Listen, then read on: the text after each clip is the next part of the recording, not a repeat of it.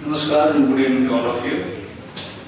So let us start the program by welcoming the guest of this evening and also Excellency Mr.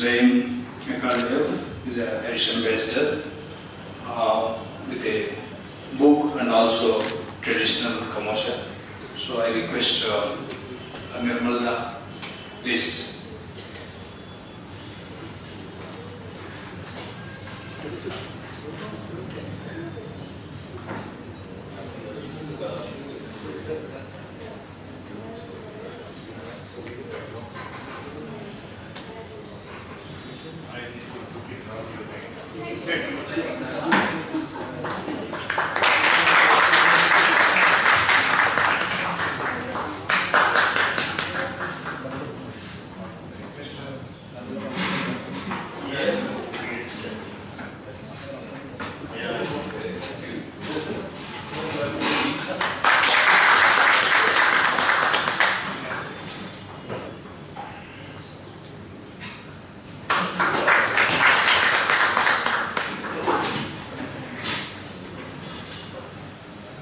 His Excellency Mr. Gallagher, is Irish Ambassador to India, and Miss Bernadette, Gallagher, all the writers and dear friends. So I requested Sri Darwalaji to preside over this evening's poetry reading, so he has kindly accepted. Darwalaji, all know, is a very well-known poet and Sahitya Akademi award winner as well. And glad to welcome all of you for this evening's poetry reading and recitations by Miss Bernadette Gallagher. Friends, as most of you would be aware, there are plenty of similarities between Irish and Indian poetic cultures, though these two great countries have been geographically dislocated. One is that oral poetry tradition of both the countries had a very strong influence in the preservation and propagation of respective cultures, and secondly, poetry in both the countries represented the old order in respective zones. If Irish poetry was the oldest in Europe, Indian poetry is possibly one of the oldest in the world. Further, the poetry tradition in both the places is marked by spurts of movements, folk songs, and a large volume of poetry by working class. If Irish poetry is characterized by Celtic revival, Indian poetry of medieval and pre-modern era is characterized by revival of poetic tradition through bhakti movements.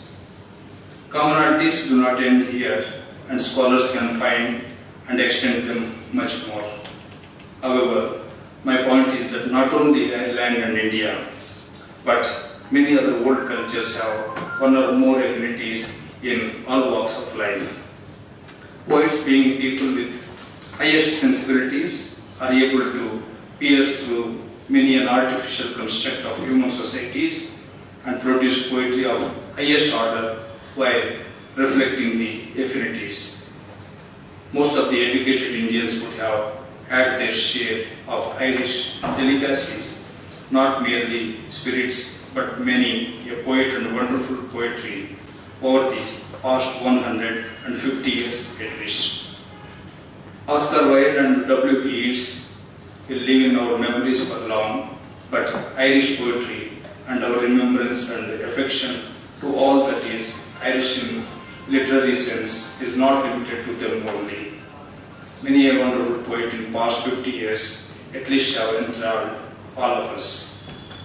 It is our pleasure to have Miss Bernadette Gallagher, and like every one of you, I am also eager to listen to her.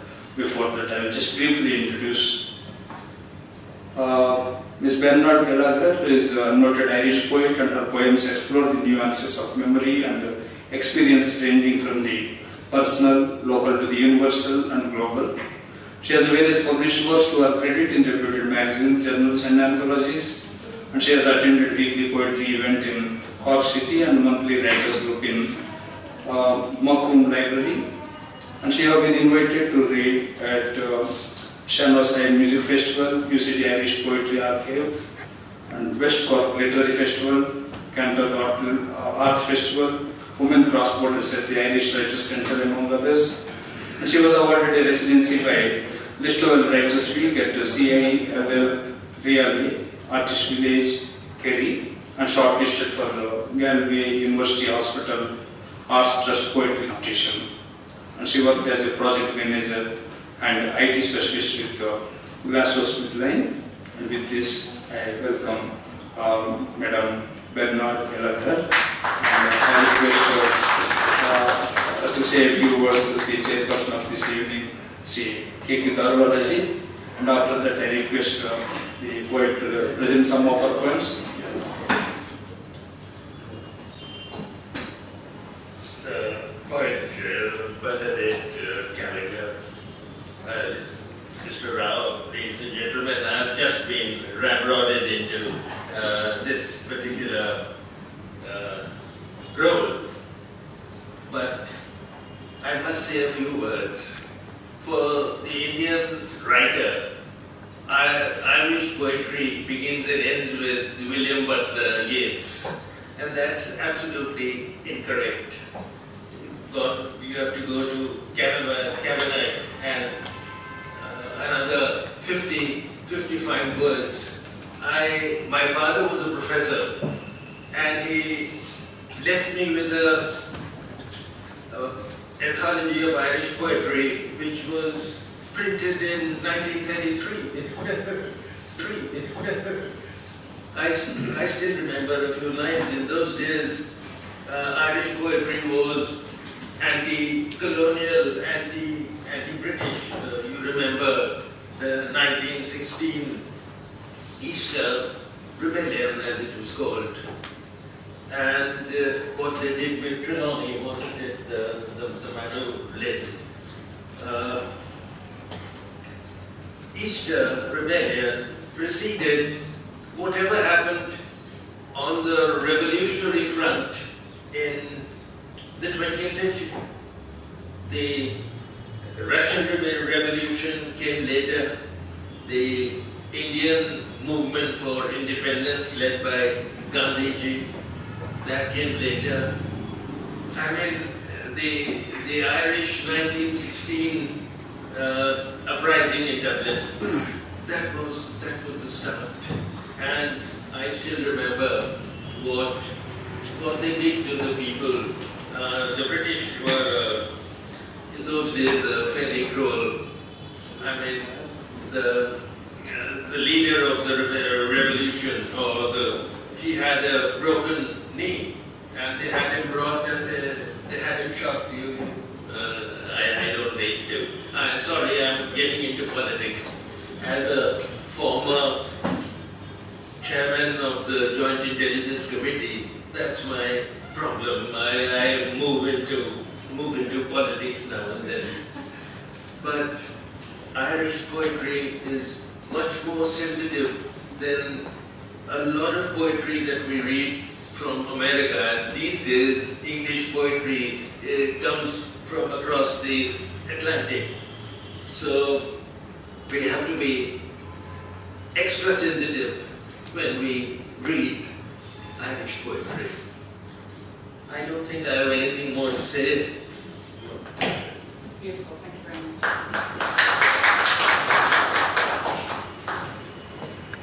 Thank you so much. I wish to thank Sumit Chatterjee, Councillor, Embassy of India in Dublin, Ireland, and Dr. K. Srinivasarao, Secretary, Sahitya Akademi, Delhi, for inviting me to read at the Sahitya Academy today.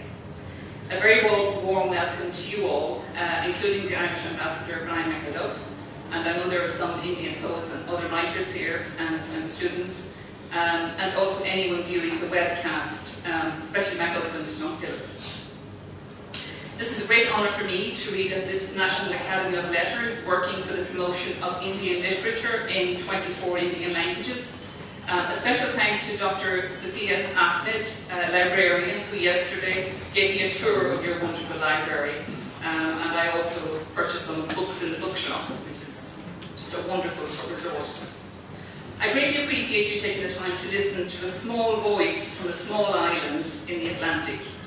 It takes about the same time to fly from Ireland as it took me travelling by train from Siliguri to Patna, a small distance in Indian terms. I will read first each poem and then give a brief explanation on the background or thinking behind the writing of the poem. And if I go on too long, feel free to stop me. So the first one is called With Love from Those Who Hate. The earth on its axis circles the sun. Put an ear trumpet to this spinning womb. You'll hear the fighting of our brothers and sisters through veins of rivers and mountains. Most of us talking at once, few listening, as bombs are placed with love from those who hate. We bury our memories of Bamako, Beirut, Cairo, Casablanca, Madrid, Monaghan, New York, Tunis, and all those unnamed places, unmarked graves, to be unearthed by the next generation.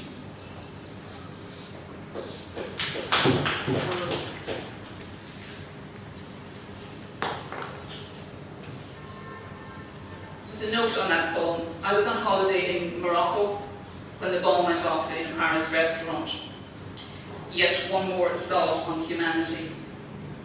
I read about heads being bomb heads. I don't know the exact term, but the bombs that are thrown. I've heard it that some of the soldiers inscribe the words with love, and that's where that comes from, with love from those who hate. And this poem has been published in a US peace journal, Dovetails. So we go from bombs to the swallows. The swallows. The swallows returned to their old nest. Protecting their eggs, he stood guard at night. No match for the magpie who attacked at dawn. Feathers askew, they fly in concert with friends and start all over again. So this poem, I live in the countryside in Ireland with my husband. We have one son who lives in the city. We have a large garden with trees, and swallows have been nesting outside our back door from a time before we made this our home. And this poem was accepted for publication in an Irish journal under the topic of independence. And I think we can learn a lot from birds and other wildlife. The next poem is called 4th Day of June. As you can hear, my poems are generally short. This poem was for Louis Stewart, a very special jazz guitarist musician in Ireland, and he was known worldwide. 4th Day of June. I found 14 potatoes today, gone to seed in the pantry. It's already June, too late for planting. I planted 14 potatoes today, siphoned water from the barrel, showered the dry soil. The birds have gone to roost. Time for the bats to fly. So I enjoy planting things to eat. I like being near to the ground, touching the soil. At times I follow the rules of planting, and at other times I ignore them. In this case, planting potatoes much too late in June in Ireland, yet we were able to eat those potatoes. Towards the end of the poem, I refer to the coming of night. As I said, I had dedicated this to Louis Stewart, a dear friend. He was ill at the time and later died, and this poem has not yet been published. The next poem is called A Toddler Shows the Way. He toddled up, down, and across the doctor's waiting room, smiles all round as he looked each in the eye. No inhibitions, no barriers to gender, age, religion, class.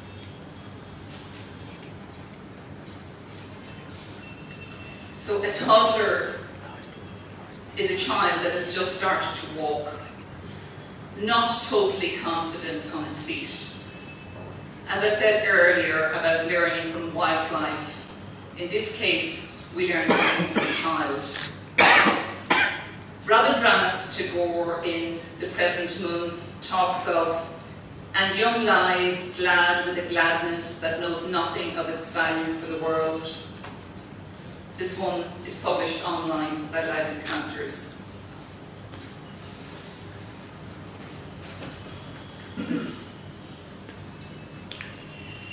The White Park. Coming home from school in our summer dresses, we stop at the White Park to help balance sheaves of corn into stooks for drying. Our interest held until the scythe cut into the final corner, waiting for the corncrake escape. Stories pass from mouth to ear, father to daughter, to the son a different tale.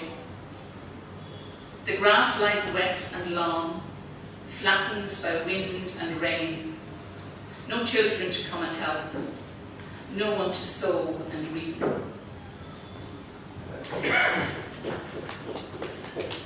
So, the White Park, I feel an affinity with India for many reasons. I spent time in Baghdad as a 22-year-old, and I am brought back to a sense of that time by being here. Another affinity is the work of the rural people, those working the fields and tending their cows. My parents, dead now, owned 2 or 3 cows at any one time, and they planted crops that sustained a family of 8 children. However, the father, referenced by, as in Rabindranath Tagore's poem, The Further Bank, my father did have to leave the land and work in a city in another country when I was a child. This poem is about me as a child walking home from school, dropping my school bag and helping in the field. All fields had names. This field was called the White Park. Somebody actually asked me, could I just change the name of the White Park? It has different connotations for different people. And I know it's strange, but that's what that particular field was called. Seeds. My hair shows a hint of grey. Clouded lens, they call it cataract. Skin, a little wrinkled. Garden of weeds, mint, parsley, sage, oregano. Seeds in my brain sprout into song, poetry, dance, and a little gentleness. Surrounded by computers, still learning, still working, still digging, as day turns into night and autumn into winter. A swing returns to my garden after many years, taunting me. What has changed?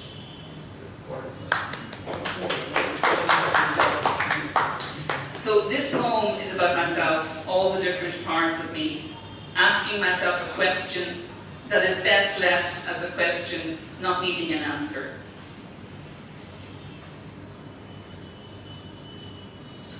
Inkwell.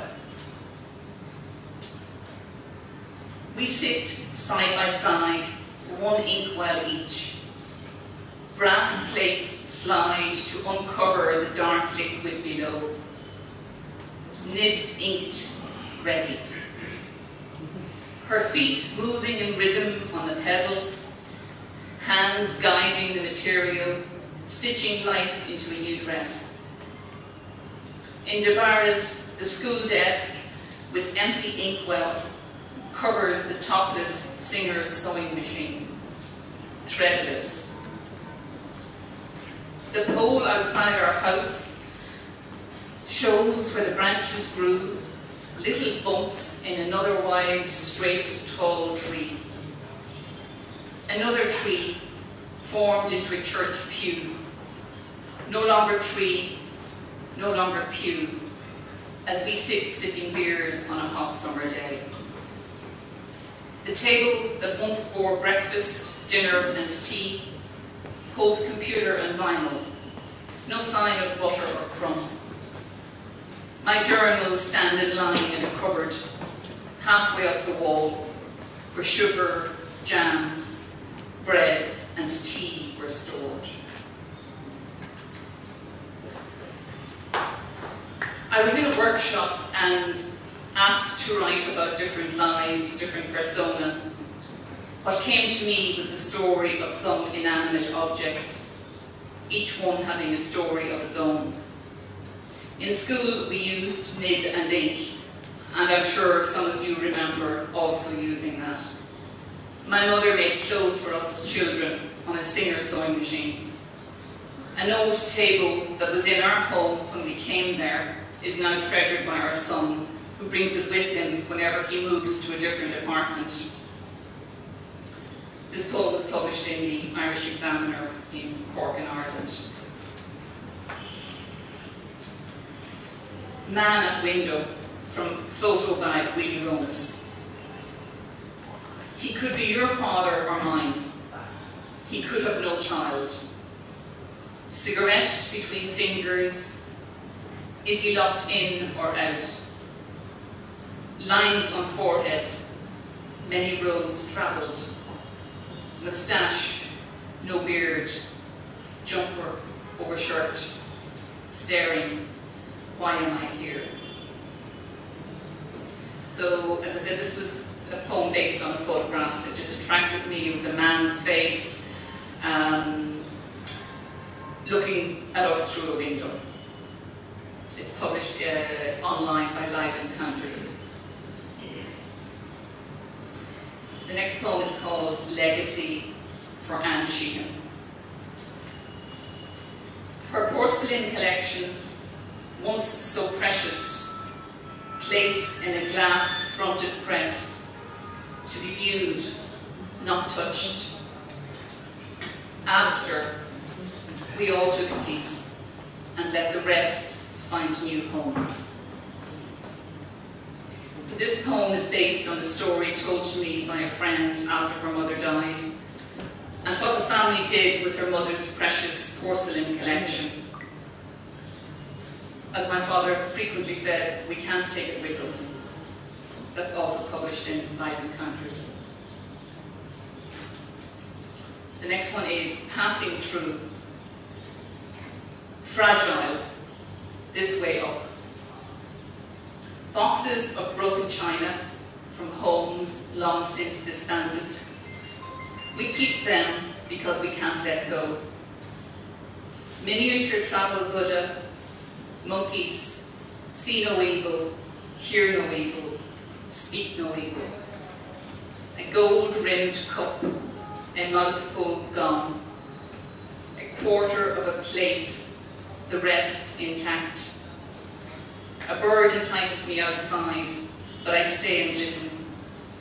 Soon I will rise, this space will remain.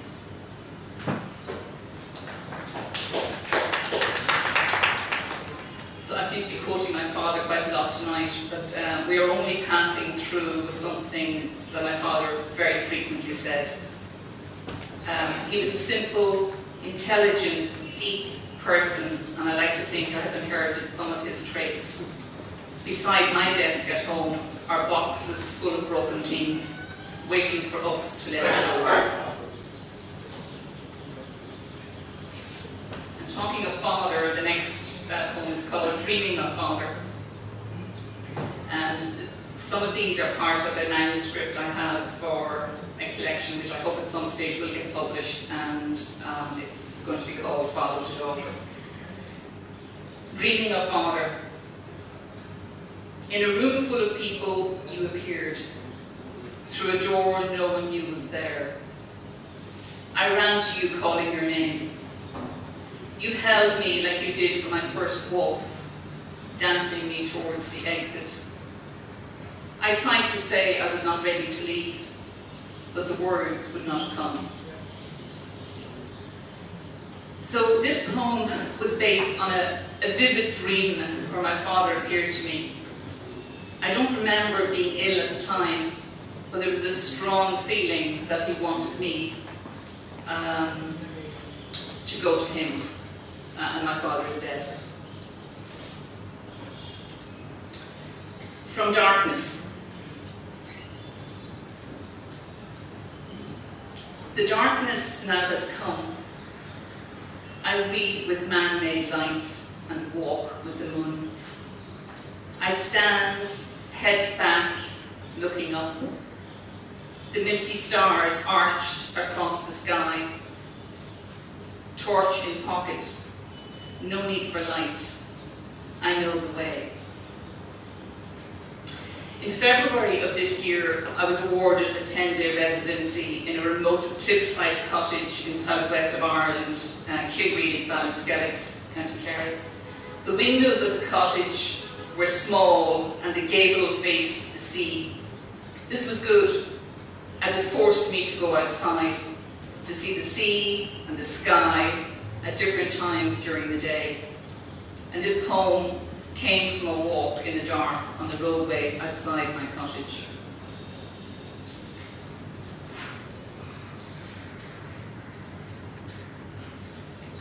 Are we okay for time? So, got a few more. So this poem is called Father to Daughter for Rafik Kantwari. Do you realise there's a war going on? I didn't. Used to being stopped at security checkpoints, Strabane, Auchnacloy. Sounds of war do not stifle a 22-year-old. Lights out, blinds down, pretend we are invisible as our plane prepares to land. At work, Ahmed pours sweet tea, small glass, too hot to hold. An Arab friend gently plucks stray hairs from my face, working thread with fingers. High fashion, handmade from burda patterns, covered for mosque with a baye. 5 women dressed in black on our way to Gallagher Mosque. A letter goes astray to Tehran, but finds me safe on Haifa Street, Baghdad.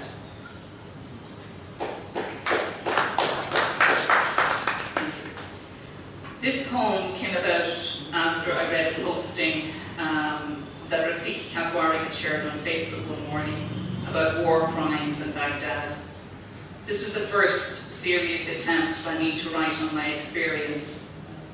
After all that has happened to Baghdad since I lived there, I find it painful to discuss. This poem deals with my experience travelling through the border area between Northern and Southern Ireland in the late 70s, early 80s, and my experience in Baghdad shortly afterwards. A letter did actually go astray to Tehran and landed safely in Baghdad, even though both countries were at war at the time.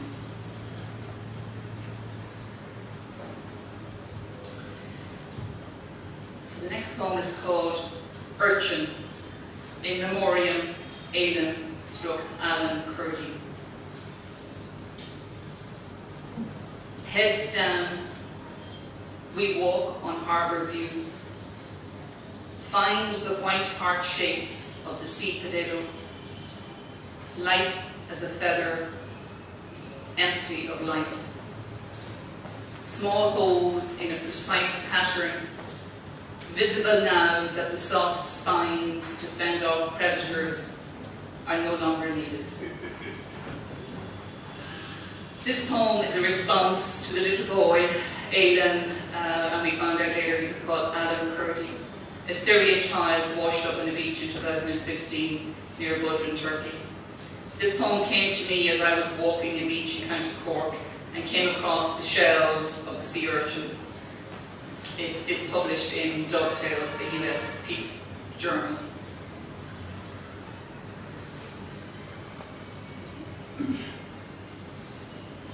Christ is risen. With hope, we came to the cave to find an impostor preaching words of fear and hate. What would you do if Muslims took over this country? As Christ rose from the dead, we walked out of the church.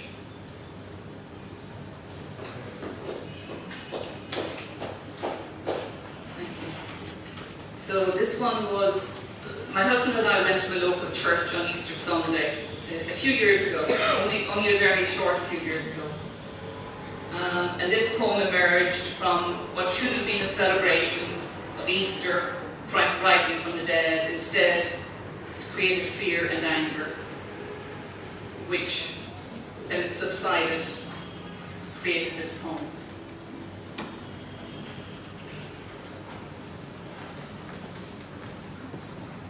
The next poem is High Speed. Virgin lands cut by rivers, trees reaching up and out, places to hide, nurtured by animals, mountains with frozen tops. Gallivanting had to stop. Crops needed planting and fences mending.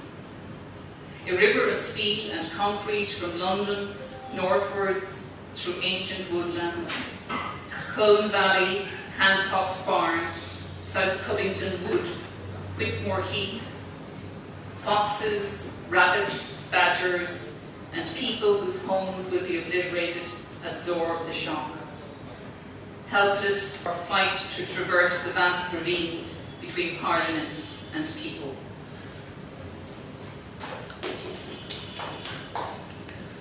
This poem is based on the impact that, in this case, is caused by a fast-speed train displacing people and animals in the UK from London northwards.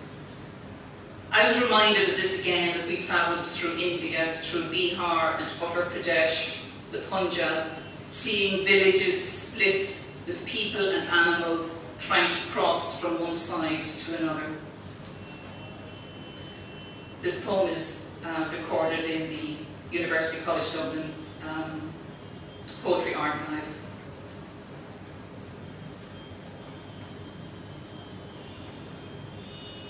Walls of bones. Eyes raised to Syria, Iraq, Turkey, Lebanon, Jordan, Greece. Children drown in our artificial tears. We neglect to salve our conscience. Eyes lowered, the sea washes over the sand, covering and uncovering our sins, washed up bodies. Eyes raised to build walls of bones, to keep the other in or out. Our forefathers and mothers ask, what are we celebrating? Eyes lowered, we sleep safe and warm. Arms sewed to protect us by killing our own. The dead stare from empty sockets.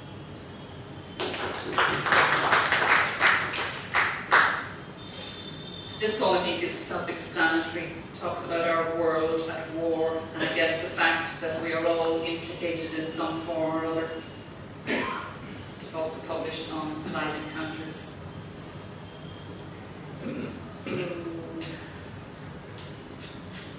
Only 3 to go.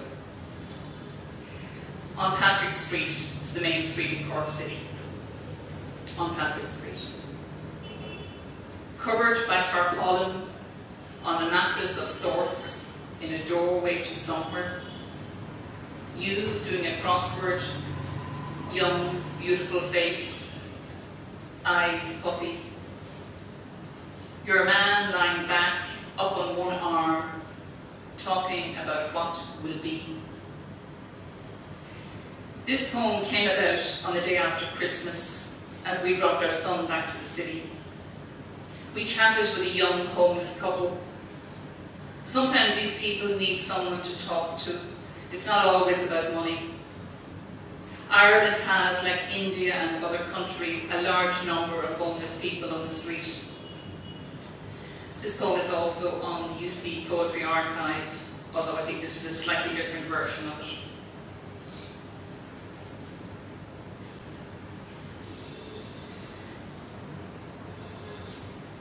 So the second last poem is Rosa.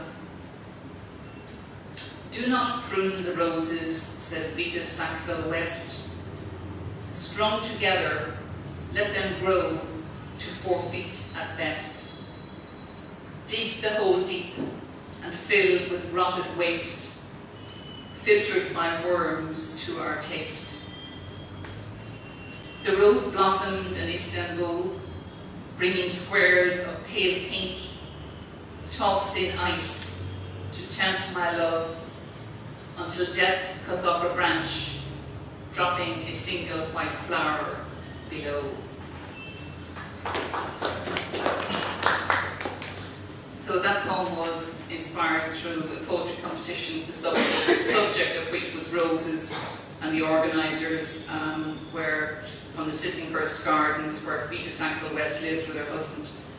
And I guess the poem is about the relationship between Vita and Virginia Woolf, about the metamorphosis in Orlando, which was written in Turkey and Istanbul, and also a play on the change from rose to Turkish delight, and lots more besides. So the final poem is Resting Place. Resting Place.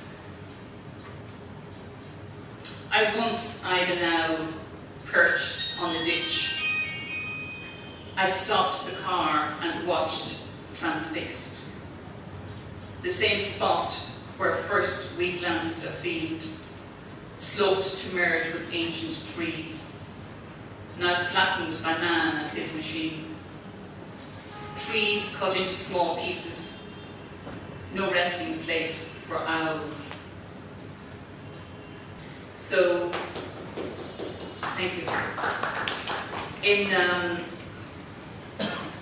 This was written about just literally down the road from where I live, but I wrote these notes since I came to India in preparation for today's reading. So in Bodh Gaya, in a Hindu temple, a local young man gave us a tour and proudly showed us a resident owl. This poem is about an owl I sighted near our home and talks of the changes wrought by man. It's also published in Live Encounters. Thank you very much.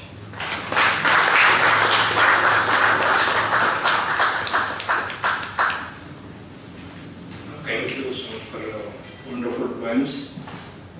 Friends, I think now we can have a kind of interaction for 5 to 10 minutes. Yeah, if you have any. Can I say a few? Yeah, please. You must have noticed that the poems were full of compassion, love, and a strong stance against the hatred that is encompassing a lot of the world today. She mentioned, for example, the Middle East, Iraq, Syria. I've been over all these countries, and we went to Syria. It was a lovely place, 7 days, writers, and today, you know, what has happened. And the words were short and telling, and they went straight to the heart, and well, they went straight to the heart, and that's what I wish to say. And we would love to have some comments and some questions. Thank you very much.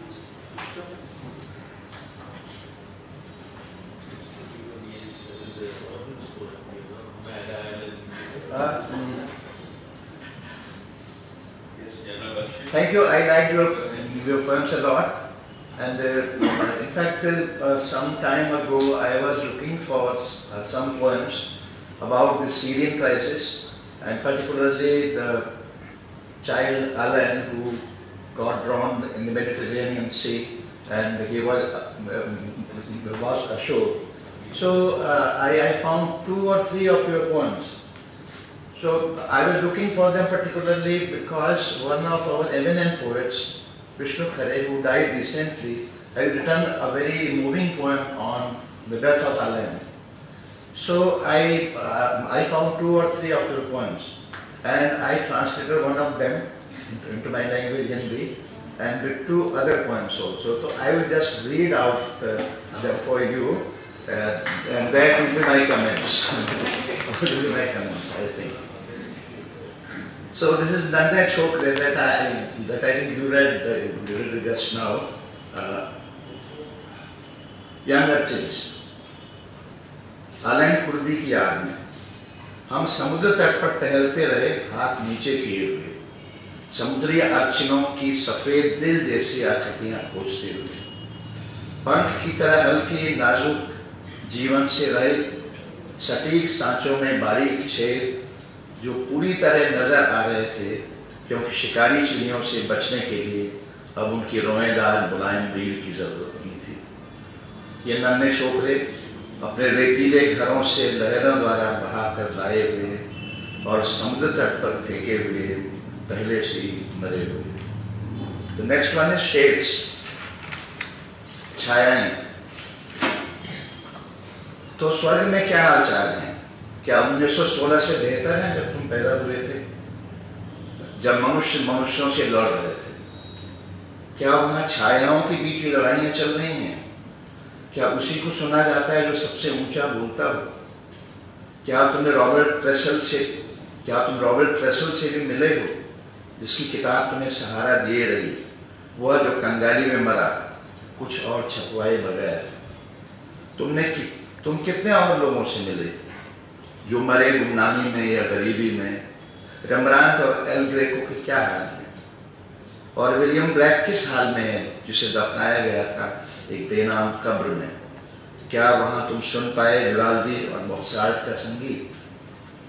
बड़ी प्रतिभाएं हो या प्रतिभाहीन, क्या वे टहलते हैं संपन्न लोगों के साथ साथ, चाहे वे बुद्धिमान हो या मंद बुद्धि? ओ अगर स्वर्ग और नरक और यातना केंद्रों के तौर तरीके अपनाए जाए यहाँ भी, तो नजर आएगी कैसी नौटंकी।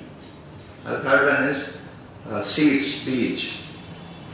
डेरेक बाहोन द्वारा फ्रांसीसी कवि फिलिप जाकोते की कविता ला इग्नोरा के अनुवाद की छाया में। मेरे बालों में जरा सी सफेदी आ चुकी है, आंख की पुतली में धुंधलका, उनके मुताबिक यह मोतियाबिंद है। त्वचा पर कुछ झुर्रियां हैं, जंगली घास, पुदीने, अजवाइन, तेजपात, मरवा का एक बागीचा।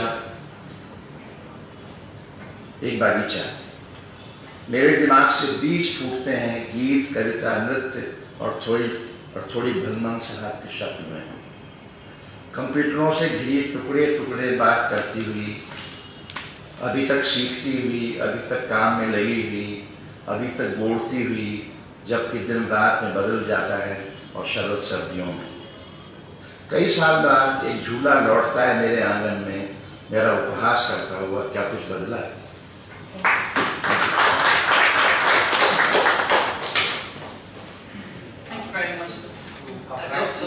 Featured poet.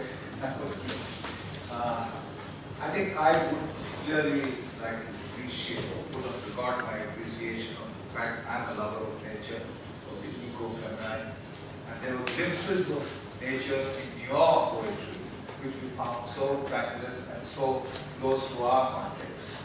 And especially, I don't know if you've read that one Sweet Auburn, Oliver Goldsmith on that Sweet Auburn village. There were some beautiful echoes of that Sylvan rural setting in your poetry, and I must compliment you on those, because they get you back to nature, they get you back to the eco-feminine, they get you back to what is so eternal, what is so constant in our experiential horizon across the ocean. Thank you. Thank you. Thank you very much. Yes, very touching. What I liked is the clarity of diction and images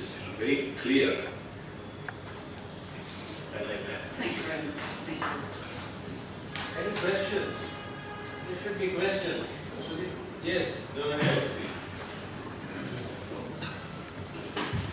Thank you so much for the fascinating poems. Took me back to Ireland, where I have been 5 times. So that's very interesting. So I was just wondering if on a more recent issue, like the referendum or something, if you had reflected. I know this is something really different, but since we're asked to interact, and I just wanted to know your opinion, or maybe a poem you've written or expressed, because.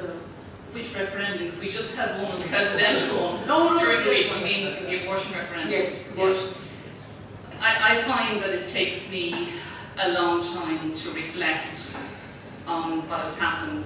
I'm not inclined to respond really quickly. So it might be something that might happen in months down the line. So that's the only thing I can say.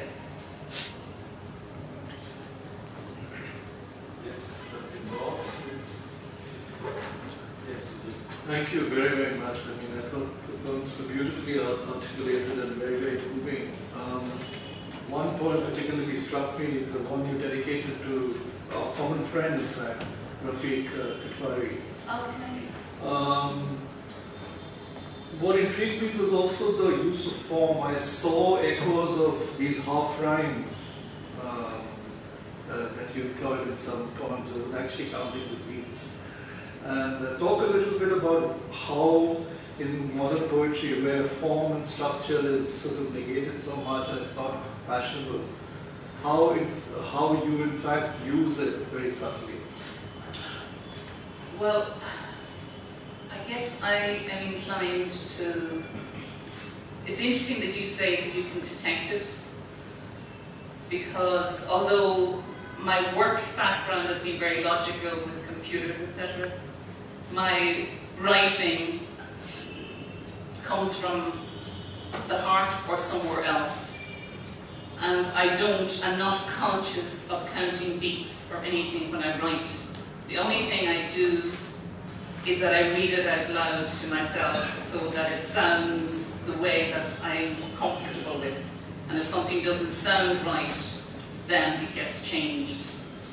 So I can't analyze it further than that, but it's good that you can hear that in it.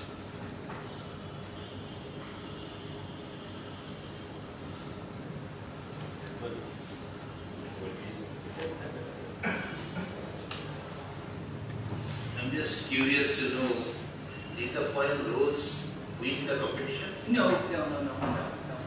But I was so delighted to have done it, because it was a very different kind of poem for me. It wouldn't have been one I would have written had the topic not been there. So sometimes it's interesting just writing something based on some kind of a trigger. Very interesting. Let me add that in Malayalam, my language, one of the greatest early modernist writers, Kumar Nashan, wrote an entire poem on a similar theme, almost identical lines.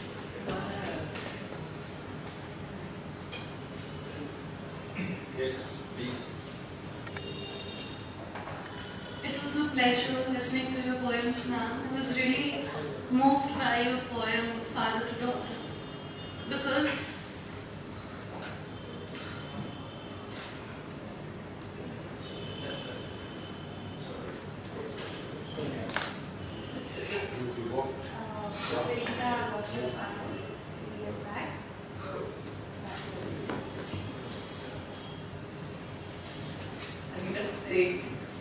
that I was saying earlier to Mr. Mohan, Dr. Mohan, that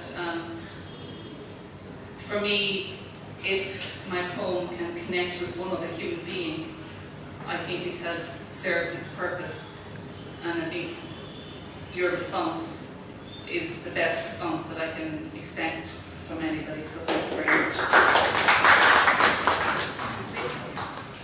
Just wanted to ask you about, I found that in Ireland people are very attached to the graves.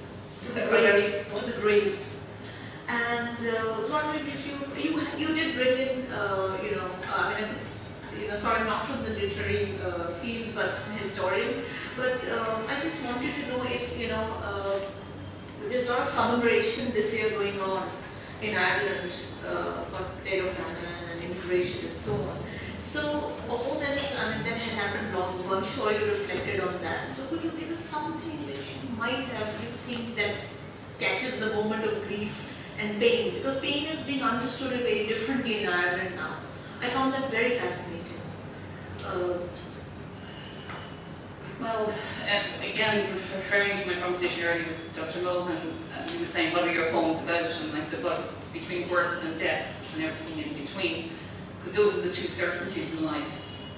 And personally, I've got maybe fascination is too big a word, but my father's words again running through me very strongly, which is, we are only passing through. I'm very conscious of that, and I guess I think a lot about death, and I say to people, but it's not morbid, and they say, yeah, but of course it's morbid if you're thinking about death. But, I think I see it as a positive thing, because it's something we are all faced with. I'm going to Varanasi the day after tomorrow, because again, the whole dying process is really, it's as fundamental as birth. And we talked about the soil earlier, and being close to the soil is very important for me. And in, Christian, generally, we're buried in the ground. Having said that, that is changing now. A lot of people are being cremated as well. But being grounded, being near the ground, or like in Varanasi, the cremation, it's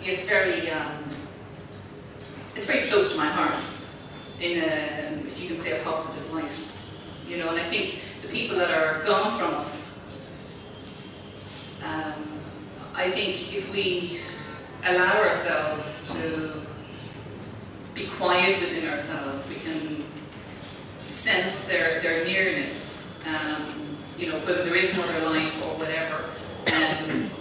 But at certain times, I certainly feel very close to people that have departed, my parents, or a young nephew of mine that has died. So I think I don't know if that answers your question.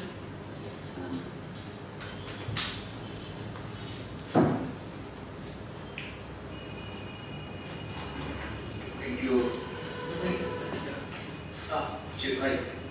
I came here late. Just I have one query.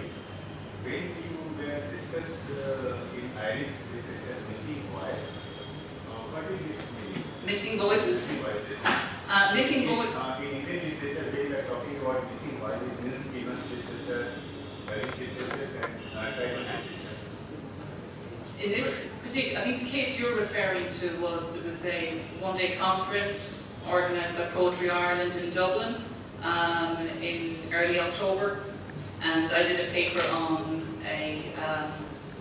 Dorothea Herbert, who was somebody who lived in Ireland in the 1700s. So that whole conference was about missing women's voices in poetry over the centuries.